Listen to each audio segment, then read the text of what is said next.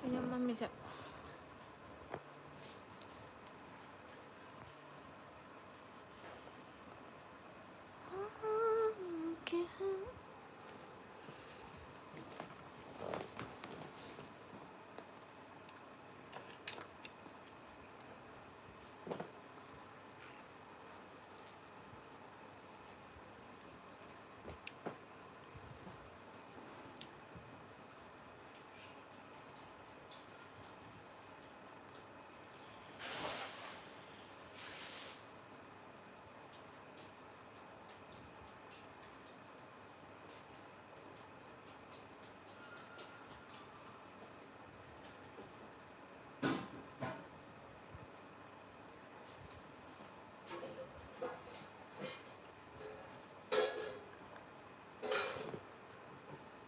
Binarani Samurai Lapam. Hello, Jameson, second tare. Aina nang first tare wire my friend ne na hairaga nang na sharean turanto.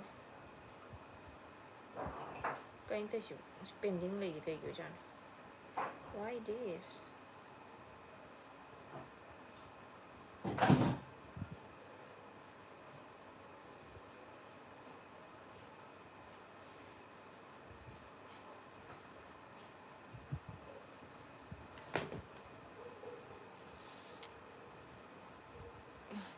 Hi. Kennedy, hi, good evening. Hello, good evening. Prabhabati se ayi group to yabo Prabhabati duro. Sis diabetes life is a cam kuire handaka idea sure Monica.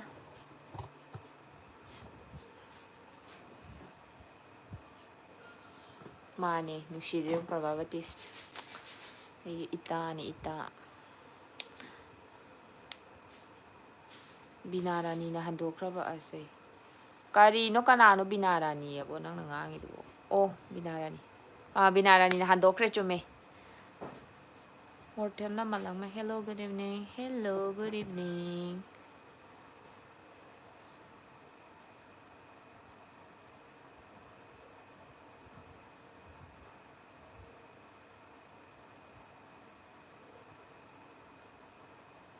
Chak chanarabo ma'am. Nungai ni ma'am gusung wari sabase. Video thagat live ngak tawraga ko. Wari sanse na tharay ni ma'am.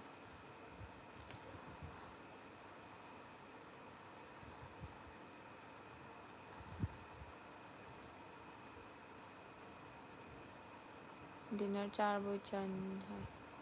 Oh, chari. I na blog thagat kri do je adu do ai dinner adum ngasi khuda ki ne thagali se aduna ai editing gum base kya taude adum ai na nam bado dum bad thagat pane hai di numit tu gi da hai tare khuda ki ne thagat chai do dum yeng biyo dum ai na adi khuda ki obi pot nga thagat le ba diabetes patient se mairen chaba ya bra yade mairen chaba ya de ko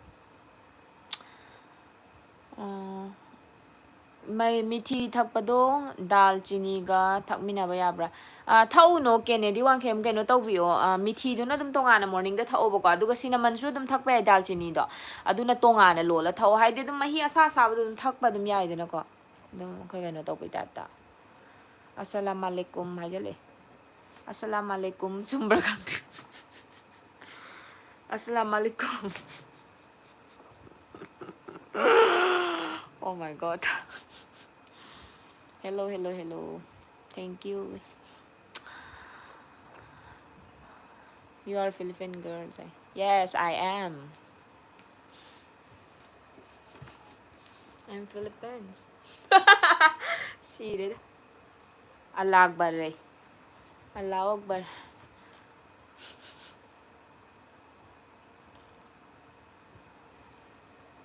hello everybody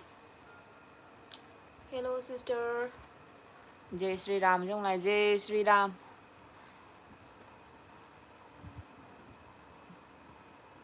nice but you not chubby Jai Sri Ram Biju Siki hello hi hello cinnamon sina kamai na thakani hai cinnamon se kaino tawbiyo aina block ta budi hapkhramne bako cinnamon do dum kaya tare powder oiragana adum chamach tangkhai gumba hapaga adum ising asaubuda tawra tawbiro bako adu natragana magi stick to cinnamon stick oiragana adum stick matek ama tawraga adum lonbiro ado aidi adum cinnamon thakpaje cinnamon ngakta thakpado kaino tawdena aina white tea gumba da su hape bako cinnamon add tawbuje akhoi gi diet plan da adagidi aina cinnamon gi se makhan makhan khara di uchagrabane akhoi na adum detox water sembado adugi type ta adum cinnamon je akhoi na bottle ama adum liter ama da tawraga semba shu yawgrabane bako ai blog ta adagi cinnamon ne black pepper ne smine tawraga long gumba ga hapaga adum adai sing gumba khara hapaga adum adumaina lolaga chagi type ta ko adum cup ama kai ma thakpo su nungai bani sada adu khwaidi phab oidoini nice glass thank you hello everybody thank you juba kusumdo aikoi gi de how wishes rosana kai lam dai no khita thin birak pa ya ga drop rosan na moijam ai thangoi ban dai ne Lisa hai kaino chagi type ta thakpa adum yai ko yaye kaino tawe ai changau da nai happy do cinnamon powder na traga stick adum hape bako aduga ginger gumba ga hapaga adu changau hairaga adum ton milk na gumba skim milk na gumba oina lol thae ko kaino di tawdre ado adum sangong gi da na trasu adum kaino tawbiyo Torres Silau lao Phone lâu lâu Come Yare hojik yare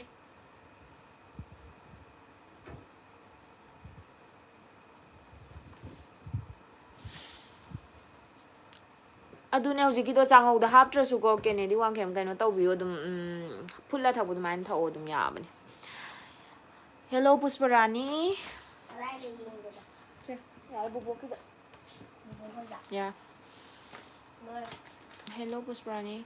aidi sangom di thakte red tea gi type ta adum thakpa yai ko yai adum red tea type ta dunga ta thasu yare dei ko sum nungai na ba na traga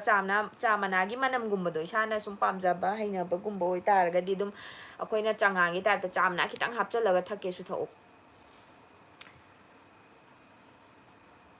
dumain tawbo yabani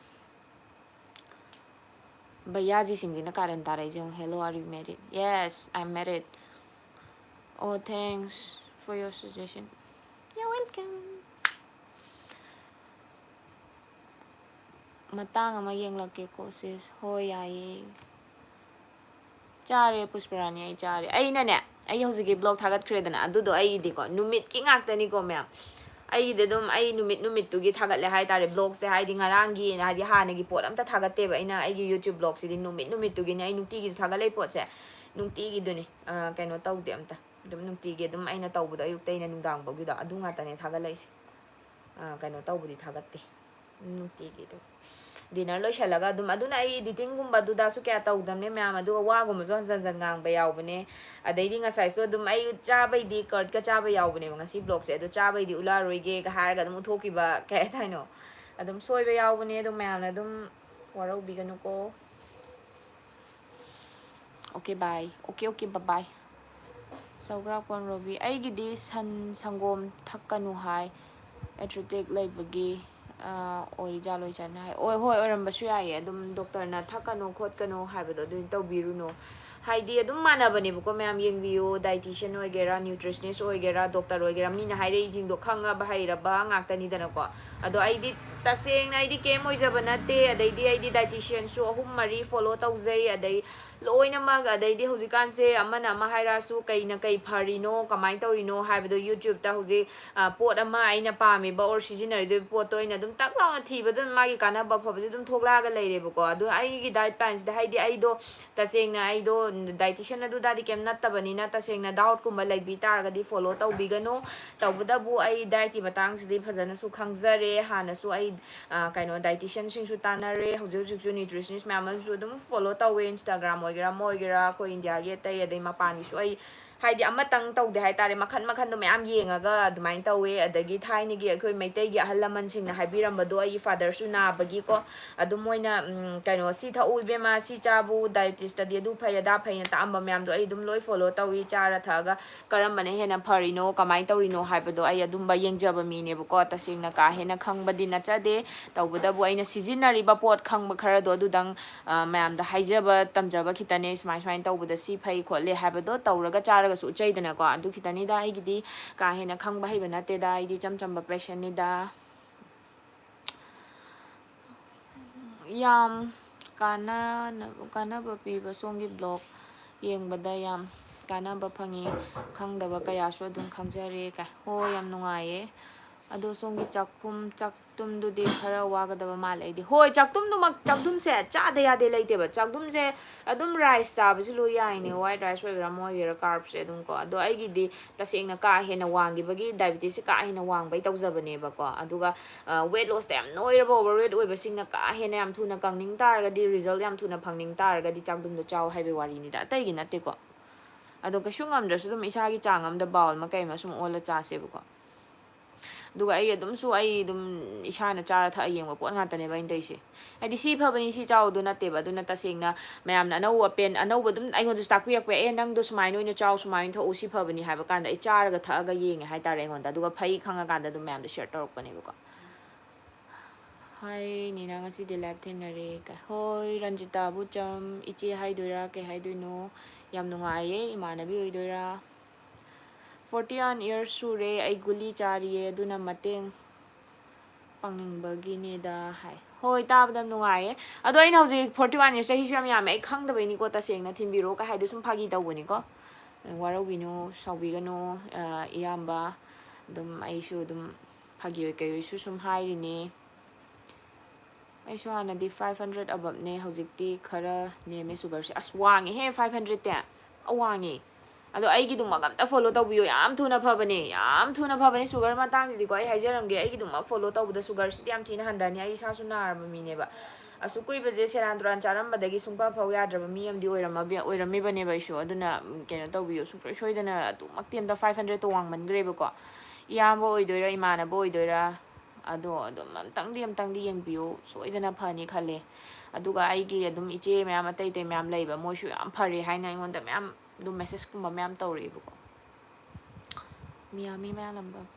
ꯁꯪꯒꯣꯝꯁꯦ ꯅꯣꯡꯃꯗ ꯀꯌꯥꯝ ꯊꯛꯄ ꯌꯥꯒꯦ ꯑꯗꯨꯝ ꯆꯥꯡ ꯑꯣꯜꯂꯒ ꯑꯗꯨꯝ ꯀꯞ ꯑꯃ ꯀꯩ ꯑꯃ ꯑꯅꯤ ꯑꯩꯗꯤ ꯑꯅꯤꯒꯨꯝꯕꯒꯁꯨ ꯑꯗꯨꯝ ꯊꯛꯏꯗ ꯑꯗꯨꯝ ꯅꯣꯡꯃꯅ ꯑꯃ ꯊꯛꯄ ꯅꯣꯡꯃꯅ ꯑꯅꯤ ꯊꯛꯄ ꯑꯗꯨꯝ ꯑꯩꯒꯤ ꯂꯥꯝꯃꯛꯄ ꯃꯨꯠꯇꯨꯒꯤ ꯃꯇꯨꯡ ꯏꯟꯅ ꯑꯩ ꯁꯪꯒꯣꯝꯗ ꯀꯩꯁꯨ ꯌꯥꯝ ꯏꯁꯇ꯭ꯔꯤꯛ ꯑꯣꯏꯁꯟꯗꯦ ꯑꯗꯨꯝ ꯊꯛꯅꯤꯡꯕꯈꯩ ꯑꯗꯨꯝ ꯊꯛꯇꯣꯛꯑꯦ ꯑꯗꯨꯒ ꯍꯣꯏ ꯌꯥꯝ ꯑꯣꯚꯔ ꯑꯣꯏꯅꯕꯨꯗꯤ ꯀꯩꯁꯨ ꯊꯛꯄꯕꯨꯗꯤ ꯅꯠꯇꯦ ꯄꯣꯠ ꯈꯨꯗꯤꯡꯃꯛꯁꯦ ꯃꯌꯥꯝ ꯑꯩ ꯀꯩꯅꯣꯝꯇꯪꯒ ꯍꯥꯏꯖꯒꯦ ꯄꯣꯠ ꯈꯨꯗꯤꯡꯃꯛꯇ ꯃꯤꯅ ꯃꯥꯒꯤ ꯄ꯭ꯔꯣꯇꯤꯟ ꯆꯥꯕꯩ ꯃꯇꯥꯡ ꯑꯣꯏꯔꯣ ꯑꯃ ꯑꯣꯏꯔꯣ ꯃꯥꯅ ꯍꯥꯏꯔꯛꯏꯗꯣ ꯅꯪ ꯅꯁꯥꯒꯤ ꯋꯦꯠꯀ ꯄ꯭ꯔꯣꯇꯤꯟꯒꯤ ꯒ꯭ꯔꯥꯝꯒ ꯃꯥꯟꯅꯅ ꯆꯥꯒꯗꯕꯅꯤ ꯈꯣꯠꯀꯗꯕꯅꯤ ꯍꯥꯏꯗꯣ ꯆꯨꯝꯃꯤꯕ ꯐꯔꯤꯕ ꯋꯥꯐꯝ ꯉꯥꯛꯇꯅꯦ ꯃꯌꯥꯝ ꯑꯗꯨꯒ ꯑꯩꯒꯤ ꯀꯩꯅꯣꯗꯁꯨ ꯑꯗꯨꯝ ꯌꯨꯇ꯭ꯌꯨꯕꯀꯤ ꯕ꯭ꯂꯣꯒꯁꯤꯡꯗꯁꯨ ꯑꯗꯨꯝ ꯀꯣꯃꯦꯟ ꯇꯧꯕꯤꯔꯛꯄ ꯌꯥꯎꯋꯦ ꯅꯪꯒꯤ ꯁꯨꯃꯥꯏꯅ ꯄ꯭ꯔꯣꯇꯤꯟ ꯏꯟꯇꯦꯛꯁꯦ ꯁꯨꯗ꯭ꯔꯤꯔꯥ ꯑꯗꯨꯝꯕ ꯍꯥꯏꯔꯛꯄꯁꯨ ꯑꯗꯨꯝ ꯌꯥꯎꯋꯦ ꯑꯗꯣ ꯃꯌꯥꯝ ꯑꯩꯗꯤ ꯀꯥ ꯍꯦꯟꯅꯗꯤ ꯌꯦꯡꯁꯤꯜꯂꯨꯗ꯭ꯔꯦ ꯑꯩ ꯃꯅꯥ ꯃꯁꯤꯡ ꯑꯇꯩ ꯐꯥꯏꯕꯔ ꯅꯨꯡꯕꯔ ꯂꯣꯏ ꯆꯥꯔꯤ ꯉꯥꯛꯇꯅꯤꯗꯅꯀꯣ ꯑꯗꯣ ꯑꯣꯟꯗꯅ ꯈꯣꯠꯇꯅꯗꯤ ꯇꯁꯦꯡꯅ ꯇꯧꯗ꯭ꯔꯦ ꯑꯩꯁꯨ ꯍꯥꯟꯅꯗꯤ 500ꯅꯦ ꯍꯥꯏ ꯇꯦꯕ꯭ꯂꯦꯠꯄꯨꯗꯤ ꯆꯥꯔꯝꯃꯦ ꯑꯗꯣ ꯍꯧꯖꯤꯛꯇꯤ ꯆꯥꯗ꯭ꯔꯦ ꯅꯃꯥꯟꯅꯕꯅꯤꯅ 500 mg ꯅꯃꯥꯟꯅꯕꯅꯤꯅꯦ 500 mg ꯆꯥꯔꯝꯃꯦ ꯍꯥꯏ ꯑꯗꯣ ꯀꯩꯅꯣꯗꯣ ꯒꯨꯂꯤ ꯆꯥꯅ ꯍꯥꯏꯐꯦꯠ 15 daysꯀꯨꯝꯕ ꯅꯠꯇ꯭ꯔꯒ ꯊꯥ ꯑꯃꯨꯛ ꯍꯥꯟꯅ ꯌꯦꯡꯊꯣꯛꯑꯣ ꯗꯥꯏꯠꯇꯣ ꯇꯧꯔꯒ ꯑꯗꯨ ꯅꯣꯔꯃꯦꯜꯗꯣ ꯂꯥꯛꯑꯀꯥꯟꯗ ꯒꯨꯂꯤꯗꯣ ꯑꯗꯨꯝ ꯍꯥꯏꯗꯤ ꯃꯄꯨꯝꯒꯨꯝꯕ ꯆꯥꯔꯝꯕꯗꯩ ꯇꯪꯈꯥꯏꯒꯨꯝꯕ ꯆꯥꯕ ꯇꯧꯔꯒ ꯃꯊꯪ ꯑꯗꯨꯝ ꯀꯛꯊꯈꯤꯁꯦ ꯑꯩ ꯍꯧꯖꯤꯛ ꯒꯨꯂꯤ ꯁꯨꯡꯆꯥ ꯆꯥꯗ꯭ꯔꯦ ꯒꯨꯂꯤ ꯊꯦꯡꯗ꯭ꯔꯕ ꯃꯤ ꯑꯣꯏꯔꯦꯕꯀꯣ ꯚꯩꯌꯥꯁꯦ ꯀꯩꯗ ꯄꯤꯅꯤꯡꯉ ꯋꯥꯠ ꯂꯦꯡꯒ꯭ꯋꯦꯖ ꯏꯁꯗꯤꯁꯦ ꯑꯗꯨꯝ ꯇꯧ ꯂꯩ ꯍꯥꯏꯕ ꯀꯩ ꯍꯥꯏꯅꯁꯨ ꯀꯩ ꯈꯨꯝꯁꯤꯒꯦ ꯑꯩꯕꯣ ꯃꯅꯤꯄꯨꯔꯤ ꯈꯪꯗ꯭ꯔꯗꯤ ꯍꯪꯉꯨꯔꯅꯨ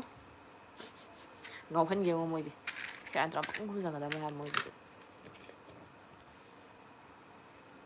ꯑꯩꯅ ꯑꯩꯈꯣꯏꯒꯤ ꯂꯣꯟꯁꯤꯗ ꯄꯔꯦꯡ ꯄꯔꯦꯡꯒ ꯈꯞꯄꯁꯤꯗ ꯀꯩꯅꯣ ꯃꯥ ꯉꯥꯡꯉꯤꯁꯦ ꯁꯤꯅꯤ ꯃꯥꯅ ꯈꯜꯂꯤꯁꯦ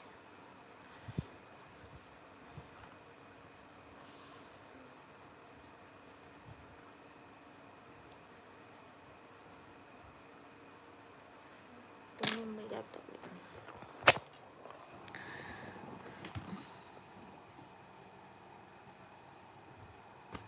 ꯅꯪꯗꯤ 500 above ꯌꯧꯔꯒ 500 mg ꯕꯣ ꯆꯥꯔꯤ ꯑꯩꯗꯤ 1000 vx ꯅꯤꯉꯣ ꯆꯥꯔꯝꯃꯤꯁꯦ ꯈꯨꯋꯥꯡ ꯑꯃꯅꯤ ꯑꯩꯅ ꯆꯥꯔꯝꯃꯤꯁꯦ 1000 vx ꯅꯤ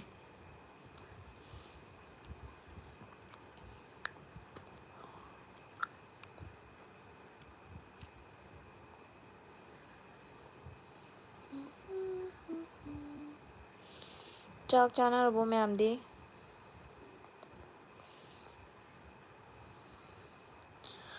ꯆꯦ ꯀꯩ ꯂꯝꯗ ꯑꯩ ꯊꯥꯡꯃꯩꯕꯟꯗꯩꯅꯦ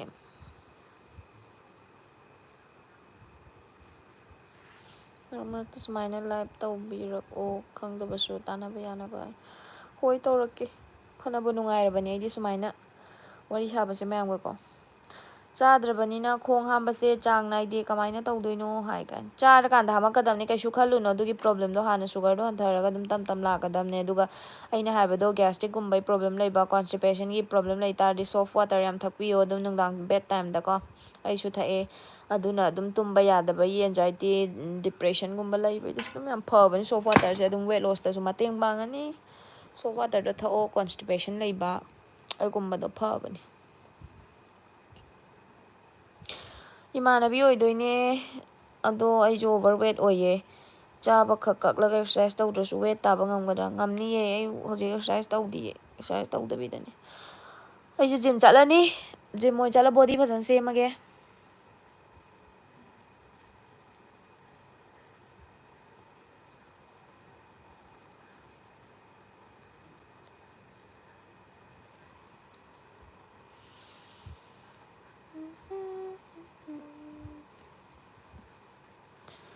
ꯆꯦ ꯀꯩ ꯍꯣꯠꯅꯔꯤꯒꯦ ꯑꯩꯒꯤ ꯊꯕꯛꯁꯦ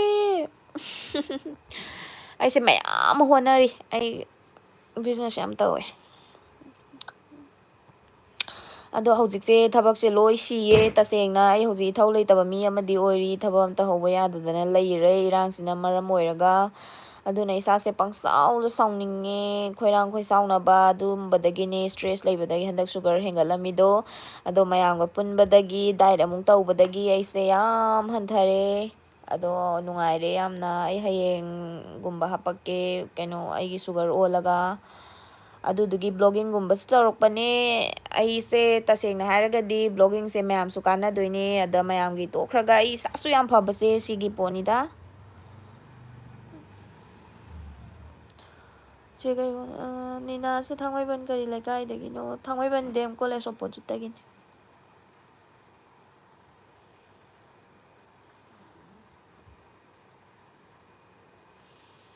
ꯈꯪꯗꯦ ꯃꯌꯥꯝ ꯑꯗꯨꯅ ꯍꯧꯖꯤꯛꯀꯥꯟꯗꯤ ꯋꯥ ꯉꯥꯡꯕꯁꯨ ꯌꯥꯝ ꯂꯨꯏ ꯑꯗꯒꯤ ꯅꯠꯇ꯭ꯔꯥ ꯁꯣꯔ ꯍꯣꯟꯕꯐꯧꯅꯦ ꯄꯪꯀꯤꯗ ꯀꯤ ꯑꯩꯗꯤ ꯍꯧꯖꯤꯛꯀꯥꯟꯁꯦ ꯑꯗꯨꯅꯅꯦ ꯑꯩꯈꯣꯏ ꯂꯩꯅꯥ ꯇꯤꯟꯅꯥ ꯂꯩꯕ ꯃꯤꯗꯤ ꯆꯦꯛꯁꯟꯁꯤ ꯁꯨꯃꯥꯏꯅ ꯅꯥꯕ ꯈꯣꯠꯄꯗꯤ ꯑꯗꯨꯒ ꯗꯥꯏꯕꯤꯇꯤꯁꯀꯤ ꯑꯣꯏꯕ ꯑꯗꯒꯤ ꯑꯩꯅ ꯑꯩꯒꯤ ꯏꯁꯥꯗ ꯂꯩꯕ ꯄ꯭ꯔꯣꯕ꯭ꯂꯦꯝ ꯃꯌꯥꯝ ꯁꯤꯌꯔ ꯇꯧꯔꯤꯕꯁꯤꯡꯁꯦ ꯁꯤꯒꯤ ꯑꯣꯏꯅꯗꯤ ꯑꯩꯅ ꯇꯧꯔꯤꯕ ꯗꯥꯏꯠꯁꯦ ꯁꯨꯡꯁꯣꯏ ꯁꯣꯏꯗꯅ ꯆꯤꯡꯅꯕꯤꯗꯅ ꯇꯧꯕꯤꯌꯨ ꯑꯗꯨꯝ ꯐꯅꯤ ꯃꯤ ꯑꯃꯒ ꯑꯃꯒ ꯂꯩꯅꯥ ꯃꯥꯟꯅꯗꯦ ꯑꯗꯨꯒ ꯑꯩꯅ ꯈꯪꯕꯁꯤꯡꯗꯣ ꯑꯗꯨꯝ ꯃꯌꯥꯝꯗꯁꯨ ꯍꯥꯏꯖꯔꯛꯀꯦ ꯑꯗꯨꯒ ꯑꯩꯗꯤ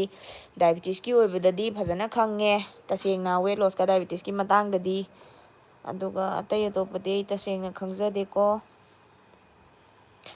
ꯄꯨꯛꯁꯦ ꯌꯥꯝ ꯅꯣꯏꯕ ꯁꯨꯃꯥꯏꯅ ꯆꯥꯔꯒ ꯑꯗꯨꯝ ꯍꯟꯊꯕ ꯌꯥꯒꯗ꯭ꯔꯥ ꯈꯪꯗꯦ ꯑꯦꯛꯁꯔꯁꯥꯏꯁ ꯇꯧꯒꯗ꯭ꯔꯥ ꯍꯟꯊꯅꯤꯅ ꯑꯝꯇ ꯍꯥꯟꯅ ꯐꯖꯅ ꯆꯥꯒꯣ 90 ꯗꯦꯖꯀꯨꯝꯕꯗꯣ ꯍꯥꯟꯅ ꯐꯖꯅ 3 monthsꯇꯣ ꯐꯣꯂꯣ ꯇꯧ ꯑꯗꯨꯒ ꯑꯗꯨꯝ ꯇꯞꯅꯁꯨ ꯍꯟꯊꯔꯛꯑꯅꯤꯕꯀꯣ ꯑꯗꯨꯒ ꯀꯩꯅꯣꯁꯨ ꯇꯧꯔꯅꯤ ꯑꯦꯛꯁꯔꯁꯥꯏꯁꯇꯣ ꯇꯧꯗ꯭ꯔꯁꯨ ꯌꯥꯅꯤ ꯀꯩꯝ ꯈꯜꯂꯨꯅꯨ ꯇꯞ ꯇꯞ ꯂꯣꯏ ꯐꯔꯛꯀꯅꯤ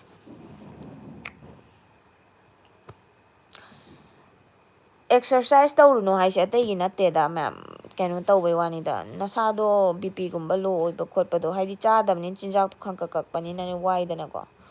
ꯑꯗꯨꯗꯨꯒꯤꯅꯤꯗ ꯆꯠꯊꯣꯛ ꯈꯣꯠꯇꯣꯛꯄꯗ ꯕꯦꯔꯥ ꯀꯥꯅꯤꯅ ꯑꯩꯁꯨ ꯀꯣꯛ ꯉꯥꯎꯕꯤ ꯈꯣꯠꯄꯤ ꯇꯧꯔꯝꯃꯦ ꯊꯥꯏꯅ ꯑꯗꯣ ꯍꯧꯖꯤꯛꯇꯤ ꯐꯈ꯭ꯔꯦ ꯁꯨꯝ ꯆꯥꯗ ꯊꯛꯇꯕꯁꯦ ꯍꯩꯅꯔꯦ ꯍꯥꯏꯇꯥꯔꯦ ꯗꯥꯏꯠ ꯆꯥꯔꯠ ꯐꯣꯔ ꯑꯣꯕꯤꯌꯁꯂꯤ ꯑꯩ ꯗꯥꯏꯠ ꯆꯥꯔꯠꯀꯨꯝꯕ ꯑꯝꯇ ꯁꯦꯝꯖꯗꯦꯀꯣ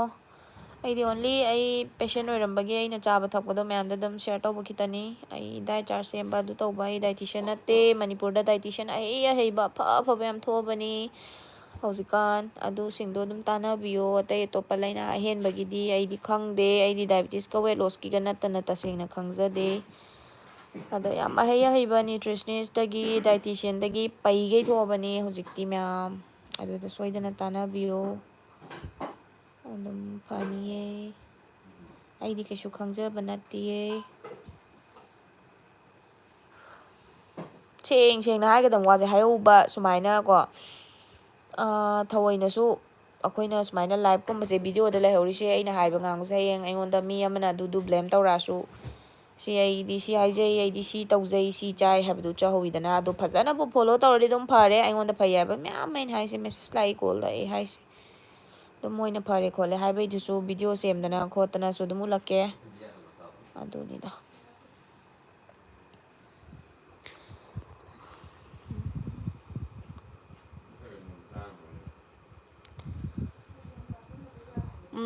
ꯗꯥꯏꯕꯦꯇꯤꯁꯀ ꯑꯦꯛꯅꯤꯒꯁꯦ ꯑꯗꯨꯝ ꯔꯤꯂꯦꯇꯦꯠ ꯇꯧꯋꯦ ꯑꯗꯨꯝ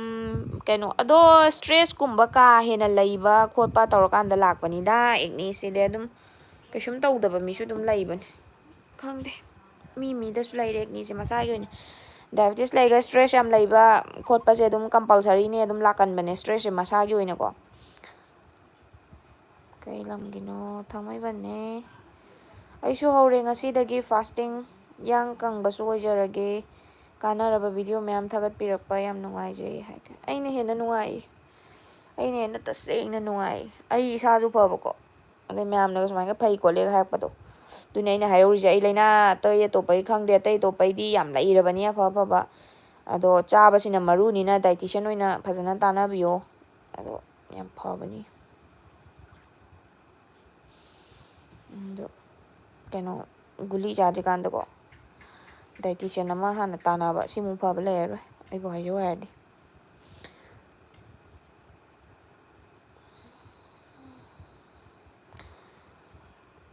ꯕꯦꯠ ꯇꯥꯏꯝ ꯗ꯭ꯔꯤꯡꯁꯦ ꯍꯔꯕꯦꯜ ꯇꯤ ꯉꯥꯛꯇ ꯊꯛꯑꯦꯕꯀꯣ ꯑꯗꯣ ꯍꯔꯕꯦꯜ ꯇꯤ ꯉꯥꯛꯇꯅꯦ ꯑꯗꯨꯒ ꯑꯩ ꯑꯅꯝꯕꯅ ꯄꯦꯀꯦꯠꯁꯀꯨꯝꯕ ꯂꯥꯛꯄ ꯀꯌꯥ ꯁꯤꯖꯤꯟꯅꯗꯦ ꯌꯨꯝꯗ ꯑꯣꯏꯅ ꯑꯗꯨꯝ ꯁꯦꯝ ꯁꯥꯔꯒ ꯂꯣꯇꯁ ꯐꯧꯗ ꯑꯩꯅ ꯂꯣꯇꯁ ꯇꯤ ꯁꯦꯝꯕꯒꯤ ꯎꯠꯂꯤꯗꯅꯀꯣ ꯃꯌꯥꯝꯗ ꯑꯗꯩ ꯕ꯭ꯂꯨ ꯇꯤ ꯊꯛꯎ ꯑꯗꯨ ꯇꯧꯒ ꯍꯥꯏꯗꯣ ꯑꯗꯨꯒꯨꯝꯕ ꯍꯣꯏ ꯑꯗꯨꯝꯕ ꯑꯅꯝꯕ ꯉꯥꯛꯇꯅꯦ ꯑꯗꯣ ꯑꯅꯝꯕꯅꯁꯨ ꯏꯁꯥꯅꯁꯨ ꯁꯦꯝꯖꯩ ꯍꯥꯏꯇꯥꯔꯦ ꯑꯗꯨꯒ ꯃꯌꯥꯝ ꯑꯇꯩꯒꯤꯁꯨ ꯅꯠꯇꯦꯗ ꯂꯩꯕ ꯂꯩꯇꯕ ꯑꯗꯨ ꯑꯗꯥꯒꯤ ꯅꯠꯇꯦꯕꯀꯣ ꯂꯝ ꯑꯔꯥꯞꯄꯗꯩꯁꯨ ꯌꯦꯡꯕꯤꯔꯛꯄ ꯃꯌꯥꯝ ꯌꯥꯎꯏ ꯑꯩꯉꯣꯟꯗꯒ ꯔꯦꯠ ꯖꯣꯟꯗꯩꯅꯦꯒ ꯍꯥꯏꯔꯒ ꯀꯃꯦꯟ ꯇꯧꯕꯤꯔꯛꯄ ꯌꯥꯎꯏ ꯑꯗꯩ ꯂꯝ ꯑꯇꯩ ꯑꯇꯣꯞꯄ ꯃꯌꯥꯝꯗꯒꯤ ꯀꯩ ꯍꯥꯏꯇꯥꯔꯦ ꯏꯃꯥꯟꯅꯕꯤꯒꯨꯝꯕ ꯏꯆꯦꯒꯨꯝꯕ ꯏꯅꯥꯎꯄꯤꯒꯨꯝꯕꯁꯨ ꯃꯌꯥꯝ ꯌꯥꯎꯋꯦꯕ ꯄꯩꯁꯥ ꯂꯩꯕ ꯂꯩꯇꯕ ꯇꯣꯛꯑꯣ ꯃꯤ ꯍꯥꯏꯁꯦ ꯆꯠꯊꯣꯛ ꯆꯠꯁꯤꯟ ꯐꯔꯛ ꯇꯥꯕ ꯑꯗꯨꯗꯥ ꯃꯌꯥꯝ ꯌꯥꯎꯋꯦꯕꯀꯣ ꯑꯗꯨꯗꯨꯅ ꯃꯣꯏꯒꯤ ꯍꯤꯡꯒꯣꯜꯗꯁꯨ ꯄꯥꯟꯕ ꯏꯔꯥꯏ ꯂꯥꯏꯅ ꯌꯨꯝꯗ ꯐꯪꯕ ꯄꯣꯠ ꯆꯩꯗꯣ ꯉꯥꯛꯇꯅꯦꯕ ꯑꯗꯨꯅ ꯇꯁꯦꯡꯅ ꯆꯤꯌꯥꯁꯤꯠ ꯐ꯭ꯂꯦꯛꯁꯦ ꯆꯥꯗ꯭ꯔꯃꯛꯁꯨ ꯌꯨꯝꯗꯒꯤ ꯀꯩꯒꯤ ꯐꯪꯉꯤꯕꯁꯤꯡꯗꯣ ꯑꯗꯨꯝ ꯆꯥꯎ ꯊꯛꯑꯣꯅ ꯑꯩ ꯑꯗꯨꯝ ꯑꯗꯨꯝꯕ ꯈꯔ ꯑꯈꯪꯕꯗꯣ ꯍꯥꯏꯖꯕꯩ ꯋꯥꯅꯤ ꯑꯩꯈꯣꯏ ꯃꯩꯇꯩꯒꯤ ꯆꯤꯟꯖꯥꯛꯁꯤꯗꯤ ꯌꯥꯝ ꯊꯤ ꯐꯩꯌꯦ ꯅꯠꯇ꯭ꯔꯥ ꯀꯥꯡꯁꯣꯏꯒ ꯆꯥꯔꯤꯕ ꯈꯣꯠꯂꯤꯕꯁꯦ ꯃꯣꯏ ꯑꯇꯩꯗꯤ ꯌꯦꯡꯉꯨꯅꯦ ꯑꯩꯈꯣꯏ ꯃꯩꯇꯩ ꯅꯠꯇꯕ ꯑꯇꯩꯗꯤꯀꯣ ꯃꯌꯥꯡ ꯀꯩꯀꯥ ꯃꯣꯏꯗꯤ ꯌꯦꯡꯉꯨ ꯊꯥꯎꯒꯤ ꯊꯥꯎ ꯉꯥꯛꯇꯅꯦ ꯌꯦꯡꯉꯨꯅꯦ ꯑꯩꯈꯣꯏꯗꯤ ꯀꯥꯡꯁꯣꯏ ꯆꯥꯗꯅ ꯈꯣꯠꯇꯅ ꯆꯝꯐꯨꯠ ꯆꯥꯗꯅ ꯍꯤꯡꯕ ꯉꯝꯕ ꯃꯤꯅꯦ ꯍꯥꯏꯕ ꯑꯩꯈꯣꯏ ꯃꯩꯇꯩꯁꯤꯗꯤ ꯌꯥꯝ ꯐꯕ ꯑꯩꯈꯣꯏꯒꯤ ꯆꯤꯟꯖꯥꯛꯁꯤꯗꯤ ꯈ꯭ꯋꯥꯏ ꯐꯔꯕꯅꯦ ꯑꯩꯈꯣꯏꯅ ꯅꯥꯔꯤ ꯂꯥꯏꯅꯥꯁꯤꯗ ꯑꯗ ꯑꯩꯈꯣꯏꯅ ꯆꯥꯔꯤ ꯊꯛꯁꯦ ꯄꯨꯡꯁꯣꯏ ꯁꯣꯏ ꯂꯩꯔꯝꯕꯩ ꯋꯥꯅꯦꯕ ꯀꯩꯁꯨ ꯑꯍꯦꯟꯕ ꯂꯩꯔꯨꯗꯧ ꯅꯠꯇꯦꯕ ꯄꯩꯁꯥ ꯅꯨꯡꯁꯥꯒꯤ ꯋꯥꯗꯪ ꯅꯠꯇꯕꯤꯗꯀꯣ ꯃꯤ ꯆꯠꯊꯣꯛ ꯆꯠꯁꯤꯟ ꯐꯔꯛ ꯇꯥꯕ ꯑꯗꯨꯗꯨ ꯑꯗꯒꯤ ꯍꯣꯏ ꯄꯩꯁꯥꯒꯤꯁꯨꯅꯤ ꯂꯩꯖꯗꯕ ꯃꯤꯁꯨ ꯑꯦꯔꯥ ꯁꯤꯗꯧ ꯄꯨꯟꯁꯤꯅꯤ ꯀꯩꯗꯧꯗꯣꯏꯅꯣ ꯄꯪꯆꯥ ꯆꯥꯁꯟꯒꯦ ꯈꯜꯂꯝꯕꯗꯣ ꯏꯔꯥꯏ ꯂꯥꯏꯅ ꯑꯗꯨꯝ ꯌꯨꯝꯗ ꯐꯪꯕ ꯄꯣꯠꯇꯣ ꯆꯥꯔꯒ ꯑꯩꯈꯣꯏꯁꯨ ꯏꯔꯥꯏ ꯂꯥꯏꯅ ꯂꯩꯅꯥ ꯇꯤꯟꯅꯥꯁꯦ ꯐꯔꯒ ꯍꯤꯡꯕ ꯌꯥꯏ ꯍꯥꯏꯕꯗꯨꯒꯤ ꯋꯥꯔꯤꯅꯤꯗ ꯀꯩꯝ ꯅꯠꯇꯦ ꯑꯩꯒꯤꯁꯤꯗꯤ ꯌꯥꯝ ꯍꯩꯕꯩ ꯌꯥꯝꯅ ꯈꯪ ꯍꯩꯕꯩ ꯋꯥ ꯅꯠꯇꯦꯕ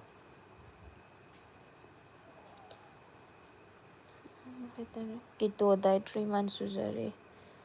ꯊꯦꯡꯁꯦ ꯀꯦꯇꯣ ꯗꯥꯏꯠ ꯇꯧꯕꯁꯦ ꯀꯥꯟꯅꯕ꯭ꯔꯣ ꯑꯩꯗꯤ ꯀꯦꯇꯣ ꯗꯥꯏꯠꯁꯦ ꯑꯝꯇꯗꯤ ꯇꯧꯗ꯭ꯔꯤ ꯑꯩꯒꯤꯁꯦ ꯀꯦꯇꯣ ꯗꯥꯏꯠ ꯆꯤꯡꯗꯦ ꯑꯩꯒꯤꯁꯤꯗꯤ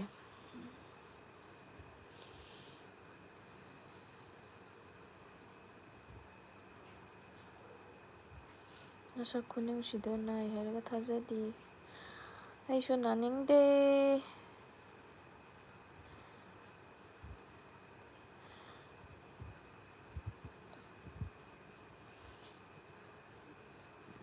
ꯑꯩꯅ ꯁꯨꯝꯕ ꯂꯥꯏꯚꯀꯨꯝꯕ ꯚꯤꯗꯤꯑꯣꯒꯨꯝꯕ ꯂꯥꯏꯚꯀꯨꯝꯕꯁꯤꯁꯨ ꯊꯛ ꯊꯛ ꯊꯥꯍꯧꯔꯤꯁꯦ ꯑꯩꯒꯤ ꯀꯩꯅꯣꯅꯤꯗ ꯍꯌꯦꯡ ꯑꯗꯨꯗꯣ ꯍꯥꯏꯔꯁꯨ ꯑꯩꯗꯤ ꯁꯤ ꯍꯥꯏꯁꯤ ꯍꯥꯏꯕꯗꯣ ꯑꯗꯨꯒꯤ ꯄꯣꯠꯇꯨꯅꯤꯗ ꯃꯌꯥꯝ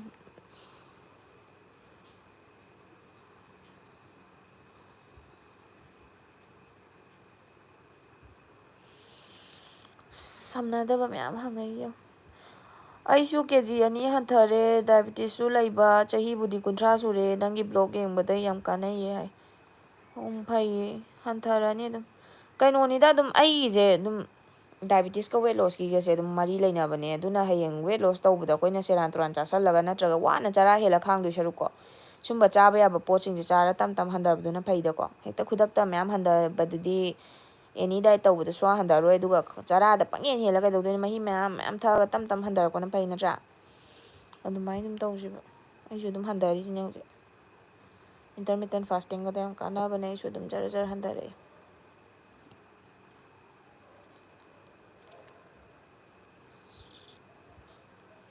ꯑꯩꯁꯨ ꯆꯍꯤ 30 ꯍꯦꯜꯂꯕꯅꯤ 38 ꯆꯪꯉꯛꯏꯅꯤ ꯆꯟꯁꯦ ꯅꯪ ꯅꯝꯕꯔ ꯊꯥꯔꯛ ꯂꯣꯟ ꯁꯝꯅꯗ꯭ꯔꯦ ꯃꯁꯨꯟ ꯖꯥꯟꯃꯩ ꯈꯝꯔꯥꯡ ꯀꯩ ꯇ꯭ꯔꯥꯏꯞ ꯑꯣꯏꯗꯣꯏꯅꯣ ꯖꯥꯟꯃꯩ ꯈꯝꯔꯥꯡ ꯍꯥꯏꯁꯦ ꯅꯪ ꯀꯗꯥꯏꯗꯒꯤꯅꯣ ꯏꯆꯦ ꯍꯥꯏ ꯑꯩ ꯊꯥꯡꯃꯩꯕꯟꯗꯒꯤꯅꯦ ꯅꯪꯗꯤ ꯀꯩ ꯇ꯭ꯔꯥꯏꯞꯅꯣ ꯖꯥꯟꯃꯩ ꯈꯝꯔꯥꯡ ꯍꯥꯏꯁꯦ ꯑꯩ ꯈꯪꯗꯤꯌꯦ ꯑꯩꯁꯨ ꯈꯪꯅꯤꯡꯉꯦ ꯁꯨꯃꯥꯏꯅ ꯅꯥꯒꯥꯂꯦꯟꯗꯩꯒ ꯍꯥꯏꯔꯛꯑꯦ ꯑꯩꯉꯣꯟꯗ ꯂꯞ ꯐ꯭ꯔꯣꯝ ꯅꯥꯒꯥꯂꯦꯟ ꯀꯥꯏꯅ ꯇꯧꯔꯒ ꯀꯃꯦꯟꯒ ꯄꯤꯔꯛꯄ ꯌꯥꯎꯋꯦ ꯌꯥꯝ ꯅꯨꯡꯉꯥꯏ ꯍꯥꯏꯇꯥꯔꯦ ꯏꯆꯤꯜ ꯏꯅꯥꯎ ꯃꯌꯥꯝ ꯌꯦꯡꯉꯛꯄꯗꯣ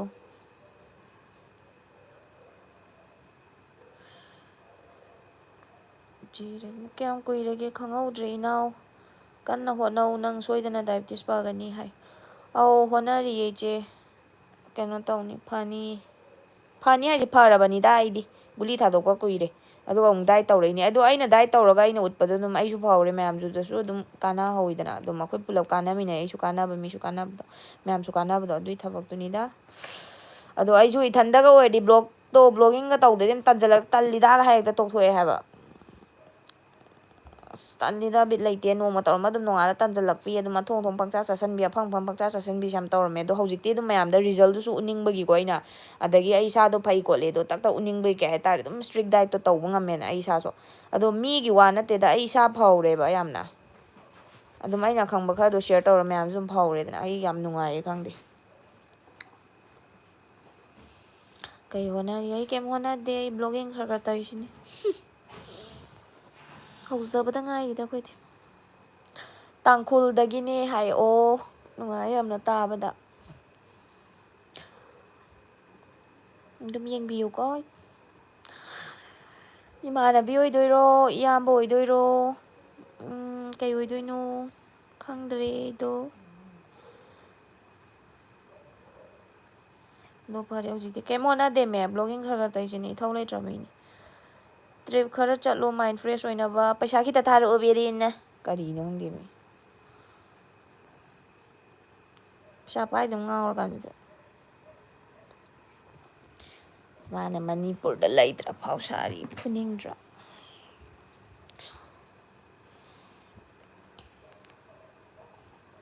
ꯔꯕꯤ ꯅꯤꯡꯊꯧꯖꯝ ꯍꯥꯏ ꯍꯜꯂꯣ ꯍꯜꯂꯣ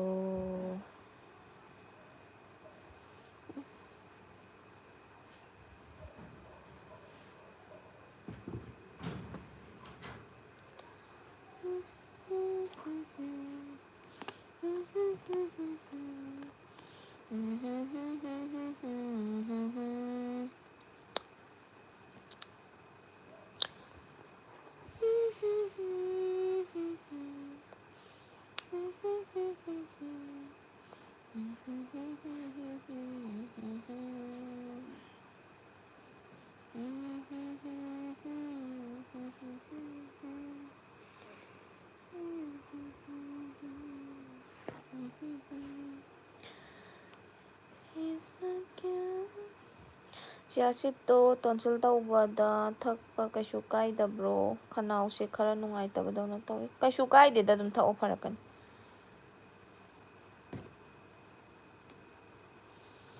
ꯌꯨꯝ ꯀꯔꯝ ꯀꯥꯟꯗ ꯄꯥꯟꯗꯣꯏꯅꯣ ꯌꯨꯝ ꯄꯥꯟꯕ ꯄꯥꯟꯗꯕꯩ ꯋꯥꯔꯤ ꯇꯣꯛꯑꯣ ꯑꯩ ꯏꯆꯥ ꯂꯩꯔꯦ ꯏꯆꯥ ꯅꯨꯡꯁꯤꯕ ꯌꯥꯔꯦꯀꯣ ꯅꯪꯅ ꯑꯩ ꯌꯨꯝ ꯄꯥꯟꯕ ꯄꯥꯟꯗꯕꯅ ꯑꯃꯨꯛ ꯄꯥꯟꯅꯕꯤ ꯂꯩꯔꯦ ꯅꯪ ꯄꯥꯜꯂꯣ ꯂꯥꯛꯑꯒꯦ I can be your hero, baby. ꯃꯄꯥꯗꯤ ꯀꯅꯥꯏ ꯃꯄꯥꯒꯤ ꯋꯥꯔꯤ ꯇꯣꯛꯁꯤ ꯃꯄꯥꯒꯤ ꯋꯥꯔꯤ ꯇꯣꯛꯁꯤꯀꯣ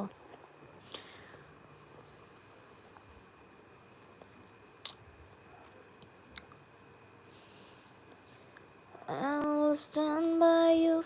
forever.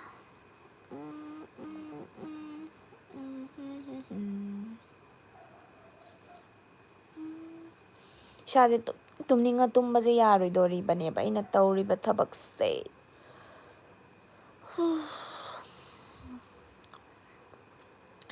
ꯃꯌꯥꯝ ꯆꯥꯛ ꯆꯥꯕꯤꯔꯕꯣ ꯆꯥꯛ ꯆꯥꯅꯔꯕꯣ ꯃꯌꯥꯝ ꯃꯌꯥꯝ ꯃꯌꯥꯝ ꯃꯌꯥꯝ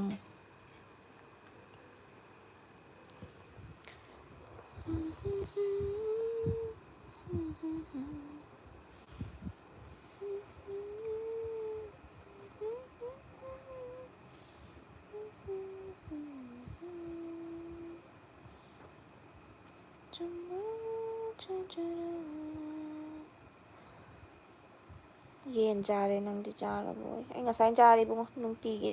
ꯆꯥꯕ ꯂꯣꯏꯔꯒꯅꯤ ꯕ꯭ꯂꯣꯛ ꯊꯥꯒꯠꯂꯛꯏꯗꯣ ꯅꯣꯡꯃꯩ ꯉꯥꯛꯇꯅꯤ ꯑꯩꯅ ꯊꯥꯒꯠꯂꯛꯏꯗꯣ ꯉꯁꯤꯒꯤꯗꯣ ꯑꯗꯨꯝ ꯉꯁꯤ ꯊꯥꯒꯠꯄ ꯔꯟꯖꯤꯇꯥ ꯆꯥꯔꯦ ꯑꯩ ꯉꯁꯤ ꯀꯩꯅꯣ ꯆꯥꯏꯌꯦ ꯌꯦꯟꯗꯦꯝ ꯀꯥꯡꯁꯣꯏꯅꯦ ꯑꯗꯒꯤ ꯌꯦꯔꯨꯝ ꯍꯧꯔꯒ ꯑꯗꯨꯃꯥꯏꯅ ꯇꯧꯔ ꯆꯥꯔꯦ ꯑꯩꯒꯤ ꯕ꯭ꯂꯣꯛꯇ ꯍꯥꯞꯈꯤꯕꯗꯣ ꯉꯁꯤꯒꯤ ꯕ꯭ꯂꯣꯛꯇ ꯑꯗꯨ ꯑꯩꯒꯤ ꯗꯤꯅꯔꯅꯦ ꯑꯗꯨ ꯉꯁꯤꯒꯤ ꯉꯥꯛꯇꯅꯦ ꯆꯥꯔꯤꯁꯦ ꯑꯗꯣ ꯗꯤꯅꯔꯗꯤ ꯃꯌꯥꯝ ꯌꯥꯝ ꯉꯟꯅ ꯇꯧꯕꯤꯌꯣ ꯑꯩ 18 ꯑꯋꯥꯔ ꯐꯥꯁꯇꯤꯡ ꯇꯧꯕꯗꯅ ꯄꯨꯡ 8ꯇ ꯑꯗꯩ 16 ꯇꯧꯔꯒꯅ ꯄꯨꯡ 9 ꯁꯨꯃꯥꯏꯅ ꯑꯗꯨꯝ ꯄꯨꯡ 9 ꯃꯅꯨꯡꯗꯗꯤ ꯑꯗꯨꯝ ꯂꯣꯏꯗ ꯑꯅꯝꯕꯅ ꯑꯩ ꯊꯦꯡꯅ ꯗꯤꯅꯔ ꯇꯧꯕ ꯍꯩꯅꯗꯦ ꯁꯨꯝ ꯍꯩꯅꯕꯤ ꯑꯃ ꯊꯝꯃꯣ ꯃꯌꯥꯝ ꯑꯗꯨꯝ ꯍꯩꯅꯔꯛꯀꯅꯤ ꯌꯥꯔꯤꯈꯩ ꯆꯥꯕꯤꯌꯣ ꯉꯟꯅ ꯗꯨ ꯌꯨ ꯅꯣ ꯑꯦꯅꯤ ꯇꯥꯡꯀꯨꯜ ꯆꯣꯡꯆꯦ ꯑꯩ ꯈꯪꯗꯤꯌꯦ ꯀꯩꯝꯇ ꯇꯥꯡꯀꯨꯜ ꯆꯣꯡ ꯈꯪꯗꯤꯌꯦ ꯑꯩ ꯃꯔꯣꯟꯁꯨ ꯈꯪꯗꯤꯌꯦ ꯑꯩ ꯃꯅꯤꯄꯨꯔꯤ ꯀꯩꯀꯥ ꯈꯔ ꯈꯔꯗꯤ ꯍꯩꯌꯦ ꯑꯗꯣ ꯑꯩ ꯇꯥꯡꯈꯨꯜ ꯁꯣꯡꯗꯤ ꯈꯪꯗꯤꯌꯦ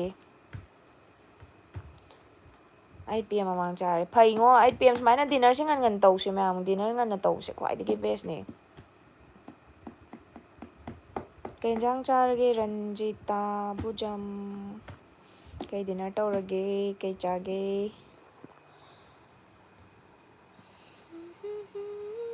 ꯕꯦꯁ ꯇꯥꯏꯝ ꯗ꯭ꯔꯤꯡ ꯗ ꯖꯤꯟꯖꯔ ꯄ꯭ꯂꯁ ꯁꯤꯂꯣꯛ ꯁꯧꯒ꯭ꯔꯤ ꯊꯛꯂꯦ ꯍꯥꯏ ꯍꯩꯃꯥ ꯑꯩ ꯑꯝꯇ ꯊꯛꯇ꯭ꯔꯤꯌꯦ ꯁꯤꯂꯣꯛ ꯁꯧꯒ꯭ꯔꯤꯗꯣ ꯁꯤꯂꯣꯛ ꯁꯧꯒ꯭ꯔꯤ ꯍꯥꯏꯁꯦ ꯑꯉꯥꯡꯕꯗꯣ ꯅꯠꯇ꯭ꯔꯣ ꯅꯪ ꯅꯪ ꯂꯥꯎꯕꯗꯣ ꯑꯩ ꯑꯝꯇ ꯊꯛꯇ꯭ꯔꯤꯌꯦ ꯁꯤꯂꯣꯛ ꯁꯧꯒ꯭ꯔꯤꯗꯤ ꯐꯕ꯭ꯔꯣ ꯀꯃꯥꯏ ꯀꯩ ꯐꯒꯦ ꯍꯥꯏꯒꯦ ꯁꯤꯂꯣꯛ ꯁꯧꯒ꯭ꯔꯤꯁꯦ ꯑꯝꯇ ꯈꯪꯉꯗꯤ ꯍꯥꯏꯕꯤꯔꯛꯑꯣ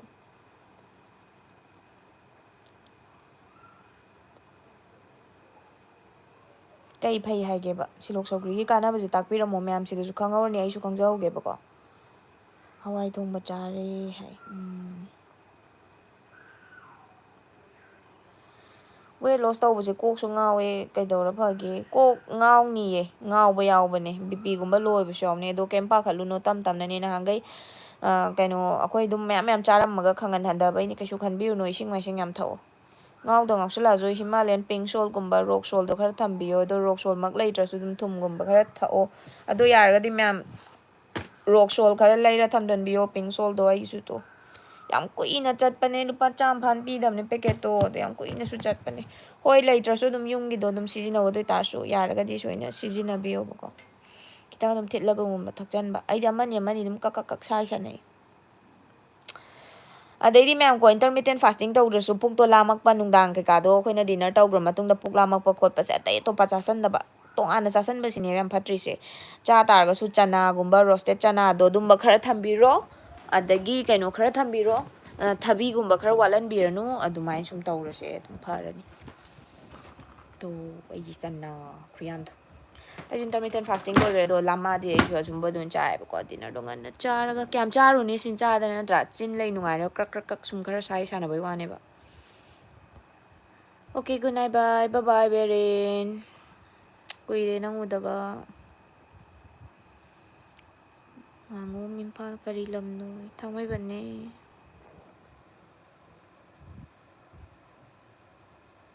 ꯕꯤꯋꯤꯅꯨ ꯆꯤꯔꯨ ꯍꯥꯏ ꯁꯤꯁ ꯍꯦꯜꯂꯣ ꯁꯆꯦꯠ ꯑꯣ ꯑꯥꯔ ꯑꯦꯁꯇꯣ ꯊꯛꯑꯦ ꯌꯥꯕ꯭ꯔꯣ ꯌꯥꯏꯌꯦ ꯌꯥꯏꯌꯦ ꯌꯥꯔꯁꯨ ꯊꯛꯎꯔꯅꯨ ꯑꯩꯅ ꯍꯥꯏꯗꯣ ꯑꯣꯏꯅ ꯊꯛꯄꯤꯌꯨ ꯑꯩꯅ ꯍꯥꯏꯗꯣ ꯊꯛꯄꯤꯌꯨ ꯑꯌꯨꯛꯇ ꯄꯨꯡ 9 ꯃꯃꯥꯡꯒꯤ ꯄꯨꯡ ꯉꯜꯂꯤꯀꯥꯟꯒꯤ ꯅꯨꯡꯁꯥꯒꯨꯝꯕ ꯑꯍꯥꯟꯕ ꯊꯣꯛꯂꯛꯄꯗꯣ ꯑꯗꯨꯗꯣ ꯅꯣꯡꯃꯒꯤ ꯃꯤꯅꯤꯠ 5 ꯑꯃ 10 ꯑꯃ ꯁꯨꯝ ꯏꯁꯥꯗ ꯐꯨꯍꯜꯂꯣ ꯚꯥꯏꯇꯥꯃꯤꯟ ꯗꯤꯅꯦ ꯑꯗꯨꯗꯣ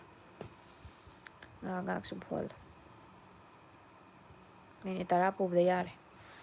ꯑꯌꯨꯛꯀꯤ ꯄꯨꯡ 8ꯀꯤ 9ꯒꯤ ꯉꯜꯂꯤꯉꯩ ꯃꯃꯥꯡꯒꯤꯗꯣ ꯊꯦꯡꯉꯛꯄꯩ ꯅꯨꯡꯁꯥꯗꯤ ꯀꯥꯟꯗꯦ ꯖꯤꯔꯦꯃꯩ ꯑꯩ ꯑꯉꯥꯡ ꯆꯥꯎꯔꯀꯥꯟ ꯇꯧꯗꯣꯏꯅꯤ ꯍꯧꯖꯤꯛꯃꯛꯇꯤ ꯄꯥꯡꯊꯣꯛꯄ ꯉꯝꯗ꯭ꯔꯦ ꯑꯩꯁꯨ ꯗꯥꯏꯕꯦꯇꯤꯁ ꯅꯥꯔꯤꯅꯤ ꯍꯣꯏ ꯇꯧꯕꯤꯌꯣ ꯁꯣꯏꯗꯅ ꯐꯅꯤꯌꯦ ꯁꯤꯂꯣꯛ ꯁꯧꯒ꯭ꯔꯤꯒꯤ benefits lower blood pressure, reduce level of sugar and fats in the blood, reduce swelling and work like antibiotics. Okay, thank you so much, ma'am. ꯍꯥꯏꯗꯤꯀꯣ ꯁꯤꯌꯔ ꯇꯧꯕꯤꯔꯛꯄꯒꯤ ꯌꯥꯝ ꯅꯨꯡꯉꯥꯏꯌꯦ ꯁꯃꯥꯅꯟꯗ ꯑꯩꯁꯨ ꯑꯝꯇ ꯊꯛ ꯇꯥꯔꯦ ꯍꯧꯗꯦ ꯁꯤꯂꯣꯛ ꯁꯧꯒ꯭ꯔꯤꯁꯦ ꯕꯖꯥꯔꯗꯒꯨꯝꯕ ꯊꯤꯒꯦ ꯑꯩꯈꯣꯏ ꯁ꯭ꯋꯥꯏꯁꯤꯅ ꯃꯅꯥ ꯃꯁꯤꯡꯁꯦ ꯑꯃꯠꯇ ꯍꯧꯅꯗꯦ ꯕꯖꯥꯔꯗꯩ ꯂꯩꯗꯗꯤ ꯐꯪꯗꯕꯁꯤꯗꯅꯦ ꯈꯣꯏꯗꯧꯁꯦ ꯍꯦꯛꯇ ꯁꯥꯎꯒꯠꯂꯦ पैसा थारो बेरेन हो हो केनो तौद्रोमने $3 दी सुद्रोबने आगे YouTube की चंगबा अदु तार के $100 सुरकान नचदि यादे हाबा दुकान थार के हाबा ऐसो हाउ बचागे pizza दोइनी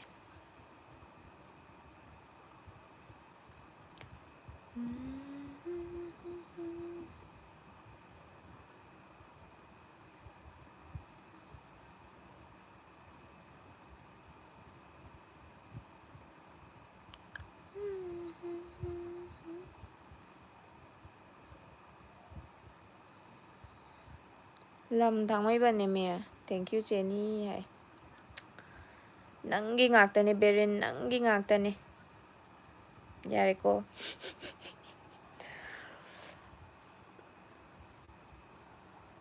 nangi ngaktane hai sinain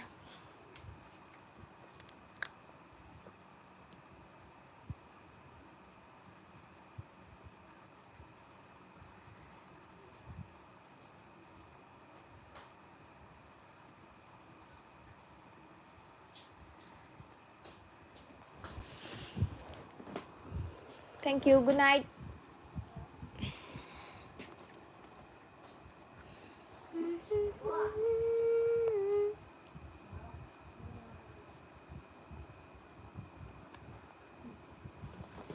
bye berin tomorrow like paru cho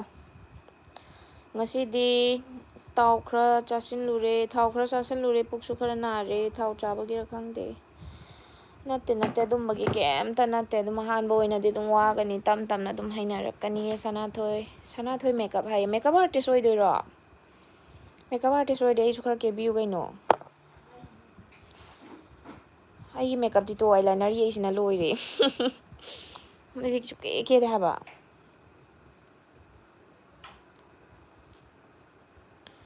sugar lai bida paneer ya brai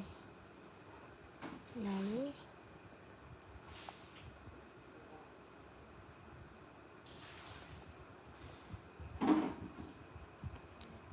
new subscriber thank you thangmai ban dem college opposite ta ngango min pha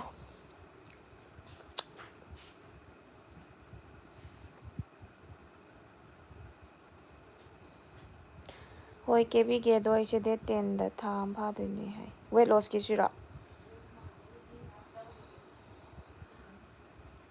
pharo sasar pharase dum kano torase sana thoi makeup pau phau ro messenger da insta da ama dem tawna se bani khangna se tina se dum weight loss ki matang de dum hai ro ai shoi ya khangbo de dum share tawra ke ba ko duka sasar han tha da na pha da khotana tawrase ba ko icha tombi o maitai cheche ama thengnare ngasai de ki maitai gi live tharak pani hai hi icha tombi hai nushi ma ming jam ko ba na ngon de icha tombi gaur me ai father missed away che gym cha pro icha ti mimi yam chatnari mimi cha ba chatna ba do mimi cha bi ganu mimi mu phatta ba lai pote mimi cha bi ganu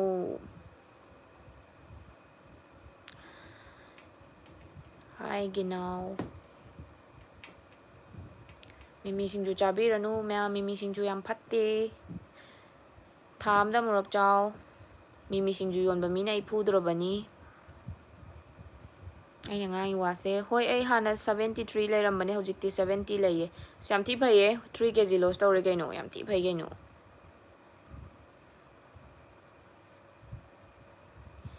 noma phajana ketharaga thagalo inaw na sakso adum yem nungai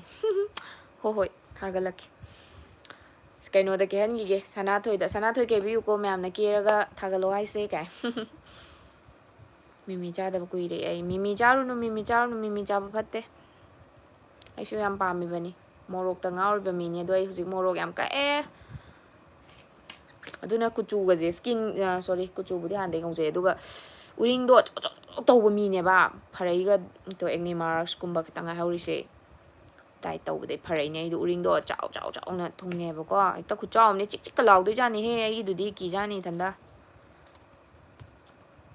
ichan se kari thabak tauge hai iche hai de ra sumila se che ga num to hai ro gi sim ꯑꯩ ꯍꯧꯖꯤꯛ ꯊꯕꯛ ꯂꯣꯏ ꯂꯦꯞꯄꯤ ꯏꯆꯦ ꯊꯕꯛꯅꯅꯦ ꯊꯕꯛꯁꯦ ꯇꯧꯕ ꯌꯥꯗꯕꯩ ꯂꯦꯞꯄꯦ ꯑꯗꯨꯅ ꯑꯩꯗꯣ ꯐ꯭ꯔꯤꯗ ꯂꯩꯔꯦ ꯍꯧꯖꯤꯛꯇꯣ ꯑꯗꯨꯝ ꯕ꯭ꯂꯣꯒꯤꯡ ꯈꯔ ꯈꯔ ꯇꯧꯖꯩ ꯁꯤꯅꯦ ꯍꯧꯖꯤꯛꯀꯤ ꯑꯣꯏꯅꯗꯤ ꯏꯔꯥꯡꯁꯤꯅ ꯃꯔꯝ ꯑꯣꯏꯔꯒ ꯑꯩꯒꯤ ꯊꯕꯛ ꯃꯌꯥꯝ ꯑꯃ ꯂꯦꯞꯄꯦ ꯇꯧꯕꯩꯗꯤ ꯃꯌꯥꯝ ꯇꯧꯖꯩ ꯍꯣꯠꯅꯖꯩ ꯏꯁꯥꯒꯤ ꯁꯦꯟꯊꯣꯛ ꯂꯝꯕꯤ ꯂꯩꯅꯕ ꯑꯗꯨꯗꯨ ꯃꯌꯥꯝ ꯑꯃ ꯇꯧꯋꯦ ꯍꯥꯏꯇꯥꯔꯦ ꯑꯗꯨꯝ ꯑꯩ ꯃꯇꯥꯡ ꯆꯥꯕꯗ ꯍꯌꯦꯡꯋꯥꯏ ꯏꯔꯥꯡꯒ ꯐꯔꯀꯥꯟꯗ ꯑꯗꯨꯝ ꯑꯩꯒꯤ ꯗꯦꯂꯤ ꯕ꯭ꯂꯣꯛ ꯑꯗꯨꯝ ꯊꯥꯒꯠꯂꯛꯄ ꯀꯥꯟꯗ ꯑꯩꯅ ꯀꯩꯗꯧꯔꯤꯕ ꯀꯩ ꯍꯣꯠꯅꯔꯤꯕ ꯍꯥꯏꯕꯗꯣ ꯑꯩ ꯑꯗꯨꯝ ꯎꯠꯆꯔꯛꯀꯦ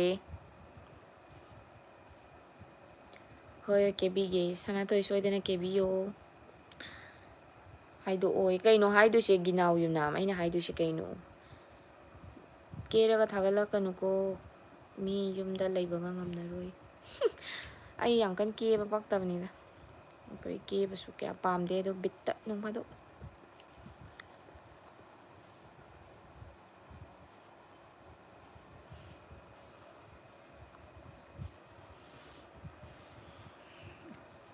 ꯑꯗꯨꯅꯤꯀꯣ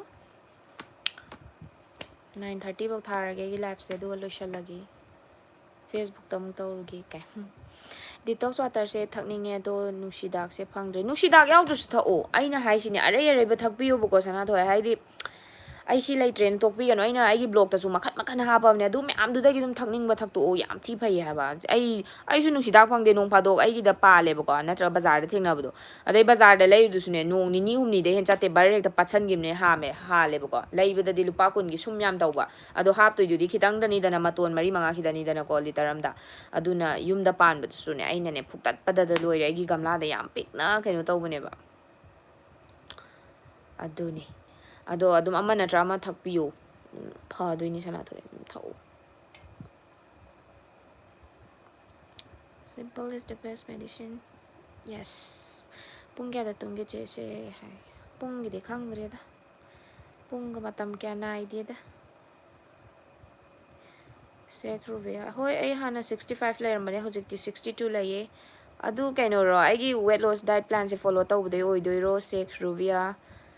ꯑꯗꯨ ꯑꯣꯏꯇꯥꯔꯒꯗꯤ ꯌꯥꯝ ꯅꯨꯡꯉꯥꯏꯌꯦ ꯇꯥꯕꯗ ꯅꯨꯃꯤꯠ ꯀꯌꯥꯅꯤꯗ ꯍꯟꯊꯔꯝꯃꯤꯅꯣ ꯁꯨꯃꯥꯏꯅ 3 kg ꯗꯥꯎꯟ ꯇꯧꯔꯤꯁꯦ ꯑꯗꯨꯝ ꯃꯌꯥꯝꯗ ꯍꯥꯏꯕꯤꯔꯝꯃꯣ ꯅꯨꯡꯁꯤꯗꯥꯛ ꯍꯥꯞꯇ꯭ꯔꯁꯨ ꯌꯥꯕ ꯌꯥꯏꯌꯦ ꯅꯨꯡꯁꯤꯗꯥꯛꯁꯦ ꯁꯨꯝ ꯑꯩꯈꯣꯏꯅ ꯀꯩꯅꯣꯗꯣ ꯒ꯭ꯌꯥꯁꯇ꯭रिꯛ ꯄ꯭ꯔꯣꯕ꯭ꯂꯦꯝꯒꯨꯝꯕ ꯂꯩꯕ ꯑꯗꯩ ꯗꯥꯏꯖꯦꯁꯟꯒꯨꯝꯕ ꯈꯔ ꯋꯥꯠꯄ ꯃꯤ ꯂꯩꯗꯅ ꯑꯗꯨꯝꯕꯩ ꯇꯧꯕ ꯋꯥꯅꯦꯕꯀꯣ ꯀꯩꯁꯨ ꯀꯥꯏꯗꯦ ꯌꯥꯎꯗ꯭ꯔꯁꯨ ꯑꯗꯨꯝ ꯑꯗꯨꯒ ꯋꯦꯠ ꯂꯣꯁꯀꯤ ꯑꯣꯏꯅꯗꯤꯅꯦ ꯅꯝꯕꯔ 1 ꯁꯤꯡꯗꯣ ꯍꯥꯞꯄꯣ ꯊꯕꯤ ꯍꯥꯞꯄꯣ ꯆꯝꯄ꯭ꯔꯥ ꯍꯥꯞꯄꯣ ꯑꯗꯩ ꯊꯕꯤꯗꯣ ꯂꯩꯇ꯭ꯔꯦꯗꯅ ꯁꯤꯡꯒ ꯀꯩꯅꯣꯒ ꯆꯝꯄ꯭ꯔꯥꯒꯗꯨꯗꯪ ꯑꯣꯏꯁꯨ ꯇꯧꯔ ꯊꯛꯑꯣ ꯈ꯭ꯋꯥꯏꯗꯒꯤ ꯕꯦꯁꯅꯤ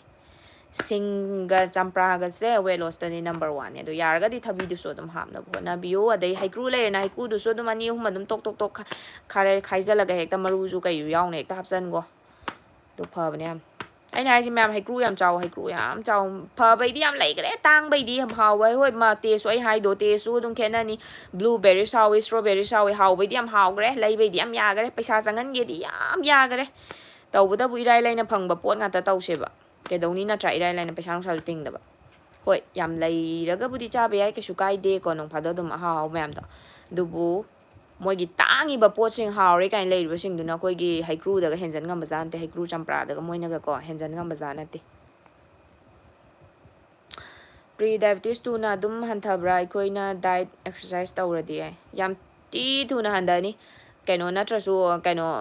ꯄ꯭ꯔꯤ ꯗꯥꯏꯕꯦꯇꯤꯁ ꯅꯠꯇ꯭ꯔꯁꯨ ꯑꯩ ꯁꯨꯒꯔꯗ ꯑꯁꯨꯛꯀꯤ ꯃꯇꯤꯛ ꯋꯥꯡꯉꯝꯃꯤ ꯃꯤꯅꯦ ꯑꯗꯨꯝ ꯐꯈ꯭ꯔꯤꯁꯤꯅꯦꯀꯣ ꯑꯗꯣ ꯑꯩ ꯅꯠꯇꯕ ꯑꯇꯩ ꯑꯇꯣꯞꯄ ꯃꯌꯥꯝ ꯑꯃꯁꯨ ꯐꯩ ꯍꯥꯏꯅ ꯃꯌꯥꯝ ꯍꯥꯏꯕꯤꯔꯛꯑꯦ ꯍꯥꯏꯁꯦ ꯑꯩꯉꯣꯟꯗ ꯑꯩꯒꯤ ꯗꯥꯏꯠ ꯄ꯭ꯂꯥꯟꯁꯦ ꯐꯣꯂꯣ ꯇꯧꯕꯗꯩꯀꯣ ꯑꯗꯨꯝ ꯐꯈꯤꯅꯤ ꯑꯗꯨꯒ ꯍꯧꯖꯤꯛꯁꯨ ꯏꯁꯥꯁꯦ ꯑꯦꯛꯁꯔꯁꯥꯏꯁ ꯇꯧꯗꯦꯕ ꯑꯩ ꯋꯤꯗꯥꯎꯠ ꯑꯦꯛꯁꯔꯁꯥꯏꯁꯇꯅꯦ 90 ꯗꯦꯖꯀꯤ ꯃꯇꯨꯡꯗ ꯇꯧꯕ ꯆꯥꯕꯗ ꯂꯣꯏ ꯂꯩꯔꯦ ꯃꯌꯥꯝ ꯆꯥꯕꯁꯤꯅꯤ ꯈ꯭ꯋꯥꯏꯗꯒꯤ ꯃꯔꯨꯁꯦ ꯐꯅ ꯑꯦꯛꯁꯔꯁꯥꯏꯁ ꯇꯧꯔꯒ ꯍꯨꯃꯥꯡ ꯖꯣꯔꯣ ꯇꯥꯔꯁꯨ ꯗꯥꯏꯠ ꯄ꯭ꯂꯥꯟ ꯐꯣꯂꯣ ꯇꯧꯗ꯭ꯔꯗꯤ ꯗꯥꯏꯕꯦꯇꯤꯁ ꯑꯩꯈꯣꯏꯗꯗꯤ ꯎꯄꯥꯏ ꯂꯩꯇꯦ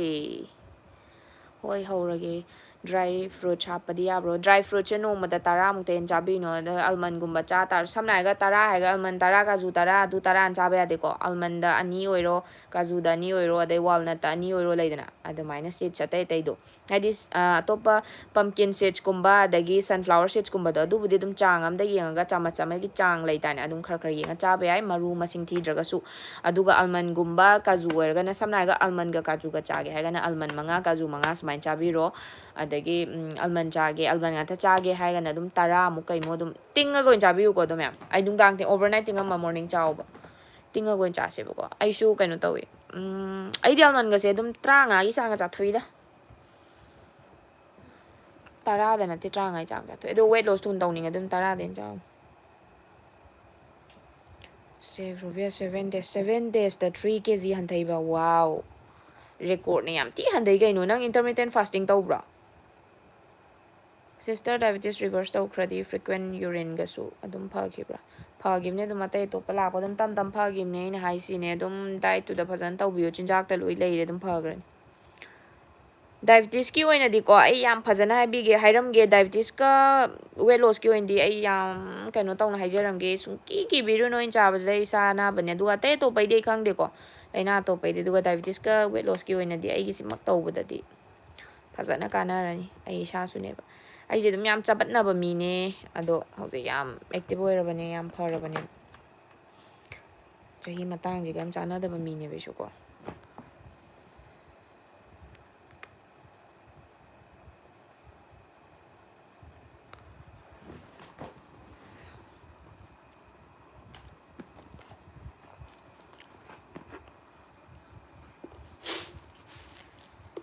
ꯑꯩꯁꯨ 9 days 3 kg ꯂꯧꯊꯣꯛꯄ ꯉꯝꯃꯤ ꯑꯁ ꯐꯖꯩꯅꯦ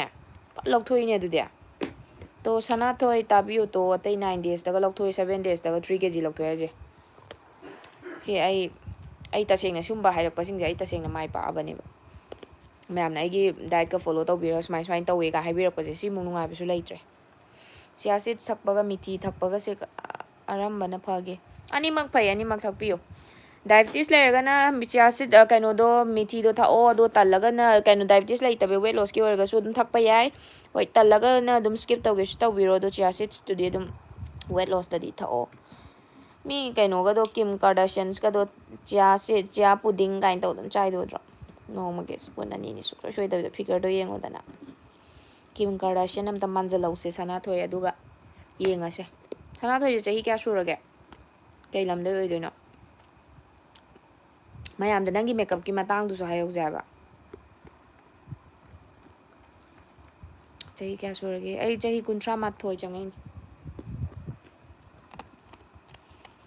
ꯑꯅꯤꯃꯛ ꯊꯛꯑꯦ ꯌꯥꯏꯌꯦ ꯑꯗꯣ ꯀꯩꯁꯨ ꯀꯥꯏꯗꯦ ꯏꯁꯥ ꯑꯇꯩ ꯁꯦꯡꯗꯣꯔꯛꯀꯗꯣꯏꯅꯦ ꯃꯂꯥꯏꯀꯥ ꯑꯔꯣꯔꯥꯒꯗꯣ ꯀꯩꯅꯣ ꯊꯛꯄꯅꯦ ꯃꯤꯊꯤ ꯋꯥꯇꯔ ꯊꯛꯄꯅꯦ 28 ꯁꯨꯔꯦ ꯇꯦꯔꯥꯗꯒꯤ ꯍꯥꯏ ꯑꯣ ꯅꯛꯑꯦꯅꯦ ꯑꯗꯨꯗꯤ ꯉꯥꯏꯈꯣ ꯑꯩꯁꯦ ꯇꯔꯪ ꯑꯃ ꯆꯠꯂꯦ ꯁꯅꯥꯊꯣꯏꯁꯦ ꯀꯩꯅꯣ ꯑꯣꯏꯕꯤꯗꯣꯏꯔꯣ ꯁꯥꯎꯗꯤ ꯁꯥꯎꯅꯨꯀꯣ ꯇ꯭ꯔꯥꯟꯁꯖꯦꯟꯗꯔ ꯑꯣꯏꯗꯣꯏꯔꯣ ꯅꯨꯄꯤꯔꯣ ꯄ꯭ꯔꯣꯐꯥꯏꯜꯗꯤ ꯐꯖꯅ ꯎꯗꯦ ꯅꯨꯄꯤ ꯃꯥꯜꯂꯦ ꯑꯩ ꯍꯪꯉꯤꯁꯦ ꯈꯪꯗꯕꯩꯅꯤ ꯁꯥꯎꯅꯨꯀꯣ ꯁꯅꯥꯊꯣꯏ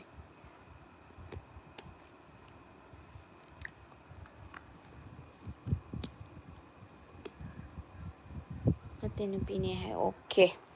ꯑꯩꯅꯅꯦ ꯅꯪꯒꯤ ꯀꯩꯅꯣꯁꯦ ꯐꯖꯅ ꯎꯗꯕ ꯑꯗꯨꯅꯅꯦ ꯅꯪ ꯃꯦꯀꯞꯇꯤ ꯀꯃꯥꯏꯅ ꯇꯧꯒꯦ ꯁꯦꯂꯣꯟꯒꯨꯝꯕ ꯍꯥꯡꯕ꯭ꯔꯣ ꯌꯨꯝꯗ ꯑꯗꯨꯝ ꯇꯧꯕ꯭ꯔꯣ ꯀꯃꯥꯏꯅ ꯇꯧꯒꯦ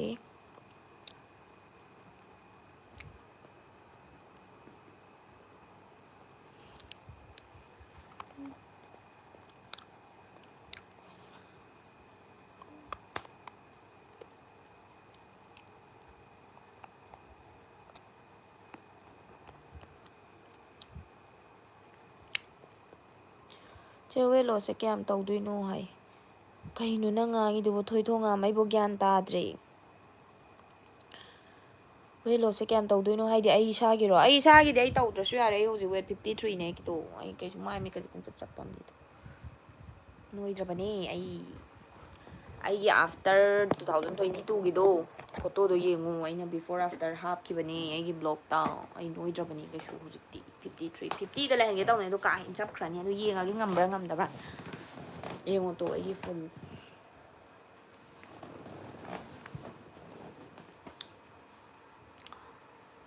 ꯀꯃꯥꯏꯅ ꯇꯧꯗꯣꯏꯅꯣ ꯍꯥꯏꯕꯅꯦ ꯆꯦ ꯁꯣꯏꯈꯤꯕꯅꯦ ꯑꯣ ꯍꯥꯡꯗ꯭ꯔꯤꯌꯦ ꯌꯨꯝꯗ ꯑꯗꯨꯝ ꯇꯧꯔꯦ ꯍꯥꯏ ꯍꯣꯏ ꯐꯩꯌꯦ ꯁꯅꯥꯊꯣꯏ ꯍꯣꯠꯅꯧꯑꯣ ꯑꯗꯨꯝ ꯊꯦꯡꯅꯁꯦ ꯇꯤꯟꯅꯁꯦꯀꯣ ꯀꯃꯥꯏꯅ ꯇꯧꯗꯣꯏꯅꯣ ꯍꯥꯏꯕꯅꯦ ꯆꯦ ꯁꯣꯏꯈꯤꯕꯅꯦ ꯀꯃꯥꯏꯅ ꯇꯧꯗꯣꯏꯅꯣ ꯍꯥꯏꯁꯦ ꯊꯣꯏꯊꯣꯉꯥꯝ ꯑꯩꯒꯤ ꯕ꯭ꯂꯣꯒꯁꯤꯡꯗꯣ ꯌꯦꯡꯕꯤꯌꯣ ꯅꯪ ꯑꯩꯅ ꯁꯤꯗ ꯂꯥꯏꯞꯁꯤꯗ ꯈꯔ ꯈꯠꯇꯔꯛꯑꯁꯨ ꯒ꯭ꯌꯥꯟꯗꯣ ꯇꯥꯔꯔꯣꯏꯕꯀꯣ ꯑꯗꯣ ꯕ꯭ꯂꯣꯛꯇꯣ ꯑꯃꯃꯝꯇ ꯑꯗꯨꯝ ꯌꯦꯡꯕꯤꯌꯣ ꯗꯥꯏꯕꯦꯇꯤꯁꯀ ꯋꯦꯠ ꯂꯣꯁꯀꯤ ꯑꯣꯏꯕ ꯃꯇꯥꯡꯗ ꯑꯗꯨꯝ ꯑꯩꯅ ꯃꯊꯪ ꯍꯥꯏꯊꯔꯕꯅꯦ ꯑꯗꯨꯝ ꯇꯝ ꯇꯝꯅ ꯌꯦꯡꯉꯣ ꯇꯝ ꯇꯝꯅ ꯆꯦꯆꯦꯅ ꯍꯥꯏꯁꯦ ꯇꯥꯕꯤꯔꯣ ꯑꯗꯨꯒ ꯅꯪꯁꯨ ꯋꯦꯠ ꯂꯣꯁꯀꯗꯣ ꯇꯝ ꯇꯝꯅ ꯇꯧꯔꯣ ꯑꯗꯨꯒ ꯐꯤꯒꯔꯒ ꯃꯌꯥꯝ ꯇꯥꯔꯣ ꯃꯁꯛꯀ ꯃꯌꯥꯝ ꯐꯖꯔꯣ ꯑꯗꯨꯒ ꯐꯣꯇꯣꯒ ꯊꯥꯔꯛꯑꯣ ꯅꯪꯁꯨ ꯑꯩꯉꯣꯟꯗ Insta-daga follow taunarasi ko. Aise 5.4 hangye do 55 lay haninge. Hoi 54 gumbai di 55 56 lay ba dum yai. Ado. Chap chari na dum wange do 55 lay do dum 54 55 53 smai lay ga dam ne do hona wo dum ngamakani.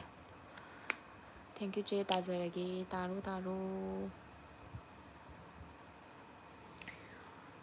Ma'am phare ai loishalage ngasi di live se hayengumba pharakta dari tharake ma'am hayeng su dum changbiro ate to pawari ma'am amasa se intermittent fasting da che coffee thakpa yabro yai black coffee thaw chini yawbudi amta yade ko sangom chini yade duga black coffee do thak tar ga su yam pana khitang no magi amura kumba dang gumba thaw yam thaw no yam pana thaw adonga magadi thak oige su kai de ai loishalage ma'am bye bye hayeng thengnarasi ko hayeng su chang'o mayam na nga yengbiba nga wari sanaba yam nungai ma'am thank you so much hayeng amuk thengnase bye bye.